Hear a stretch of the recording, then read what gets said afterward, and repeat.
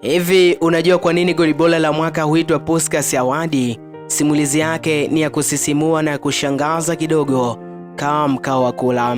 Fikiria mchezaji ambaye hana mbio za duma, hana chenga za madoido, ana mwili uliojaa nyama kiasi cha kuchekwa na wapinzani, lakini kila akigusa mpira nyavu zinalia na mabeki wanaanguka chini kwa mshtuko. Huyu si mhusika wa hadithi ya kubuni. Huyu ni Ferenc Puskas, mwanadamu aliyefanya mambo yasiyowezekana yaonekane mepesi kuliko kupumua.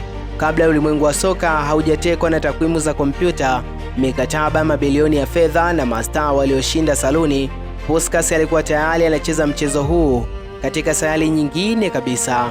Silaha yake kuu, mguu wa kushoto, ulikuwa na usahihi wa daktari wa upasuaji na nguvu ya bomu la nyuklia. Mabeki walijua hasa inachotaka kukifanya, lakini hakuna aliyeweza kumzuia.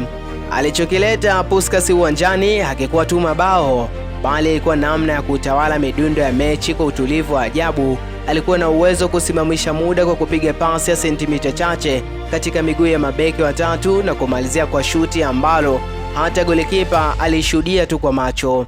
Urithi wa Puskas haupo tu kwenye vitabu vya historia, unaishi kwenye kila uwanja wa soka hivi sasa. Ndiyo maana shirikisho la soka duniani FIFA liliamua kumpa heshima ya juu kabisa kwa kuita tuzo ya bao bora la mwaka kwa jina la Puskas Award.